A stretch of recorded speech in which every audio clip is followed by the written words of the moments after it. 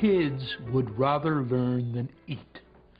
Kids would rather learn than play. In fact, kids think learning is play. We propose that all toys were invented by grown-ups to get rid of kids. All games were invented by grown-ups to get rid of kids. Let's take as an example the questions kids ask. Kids ask brilliant questions. And we say, look, kid, why don't you go away and don't bother Daddy because Daddy wants to think about the important problems of the world. Now, we don't really do that. We really say, look, kid, here's a toy. Go play with your toy. And we give them a rattle or a little red truck and say, go play with the toy, kid. Then watch what happens. The kid plays with it for about 90 seconds. Then he throws it away. We say, see, little kids, little minds, little brains, little attention span. I'm big. I've got a big body and a big mind and a long attention span. I pray you, do it again and watch what actually happens. There are 5 ways to learn about the world. We can see it, hear it, feel it, taste it, and smell it. And everything that Leonardo learned in his life, or old Tom Edison or old Thomas Jefferson learned, he learned through one of those 5 pathways.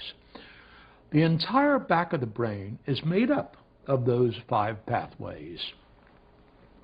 If you drew a line right up here, everything behind that has to do with incoming information. Everything in front of it has to do with outgoing motor response.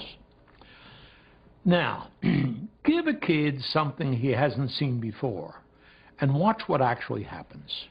First, he looks at it. That's why toys are made with bright colors. Then he rattles it. That's why toys make noises. Then he feels it. That's why toys don't have sharp edges. Then he tastes it.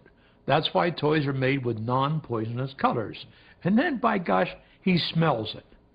We haven't figured out how toys ought to smell, so they don't smell at all. That process takes 60 seconds. Now he has had 5 laboratory tests available to him. He used the 5 laboratory tests, 1, 2, 3, 4, 5. It's a beautiful thing to see. Now he does one more thing before he throws it away. He tries to break it so he can learn how it's made. That's why toys are unbreakable, so he can't learn how it's made. It's one of the 2 general approaches to the prevention of learning. The first is put him in the playpen where he can't get at it. And the second is give him something he can't break.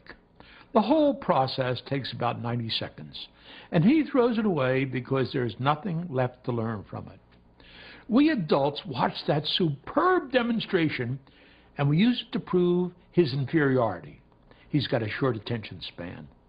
Let me ask you a question. How long should anybody pay attention to a rattle or a little toy truck? Maybe the answer to that question is as long as there's something to learn from it.